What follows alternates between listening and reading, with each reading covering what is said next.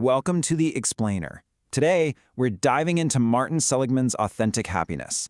This is the book that really flipped psychology on its head by asking a pretty radical question. What if we stopped focusing only on what's wrong with people and started studying what makes life truly worth living? You see, before this book came along, psychology was pretty much the science of mental illness. But Seligman, he proposed this massive shift, a science of mental wellness, and he gave it a name: positive psychology. So Seligman kicks things off with this really powerful idea. He says, look, traditional psychology is amazing at taking someone who's really suffering, let's say they're at a -5 on a life satisfaction scale, and getting them to a neutral 0. That's huge. But what about the rest of us? What if you're doing okay? You're at a +2. How do you get from just being okay to actually flourishing, to reaching a +7? And this chart just lays it all out. For half a century, psychology's whole mission was clear: fix what's broken. It was all about relieving misery and patching up weaknesses. But the missing piece was the entire other half of being human.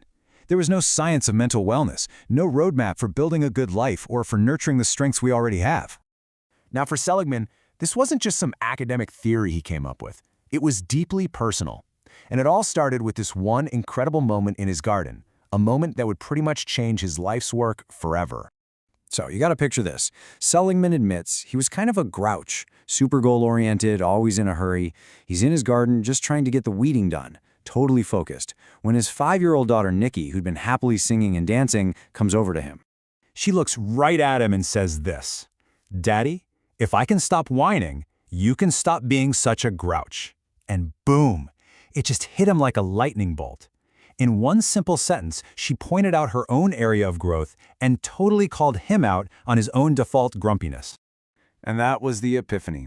He realized in that instant that his main job as a dad wasn't just to fix his daughter's flaws. No, it was to see and grow her strengths, her amazing social intelligence, her kindness, and help her build her whole life around those positive traits.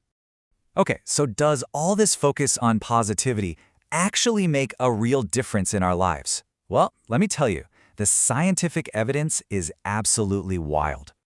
Okay, let's talk about one of the most remarkable studies on longevity ever. A group of researchers got their hands on these short autobiographies written by 180 nuns back in the 1930s, right when they were just starting out.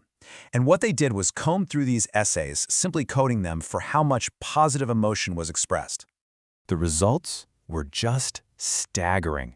Of the nuns whose essays put them in the most cheerful quarter, a whopping 90% were still alive at age 85.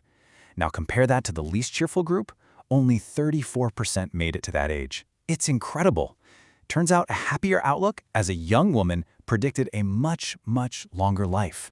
And it's not just in our writing. It's literally written all over our faces. Researchers make a big distinction between two kinds of smiles. There's the genuine Duchenne smile. That's the one that reaches your eyes and makes the little crinkles. And then there's the polite, kind of fake Pan Am smile that only uses your mouth. The secret is in the eyes. Those muscles are really hard to fake. And if you think that's interesting, get this. In another study, scientists went back and looked at college yearbook photos from the 1960s. They coded the smiles.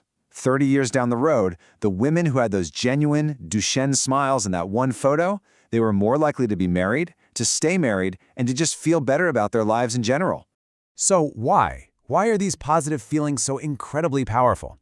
Well, a researcher named Barbara Fredrickson has this great broaden and build theory. The idea is that negative emotions, like fear, they evolve to narrow our focus for survival, run from the tiger. But positive emotions do the opposite. They broaden our thinking, make us more creative and open, and that helps us build up all kinds of resources, friends, skills, knowledge for the future.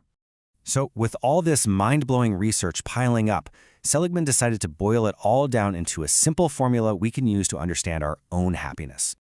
And here it is. It's super simple. H equals S plus C plus V. This little equation represents the 3 major ingredients that cook up our long-term happiness. Let's break it down. H is your lasting level of happiness. S is your genetic set range. You can think of it like a happiness thermostat you're born with. C stands for the circumstances of your life. Your job, your money, your health. And finally, V. V is for the factors that are under your voluntary control.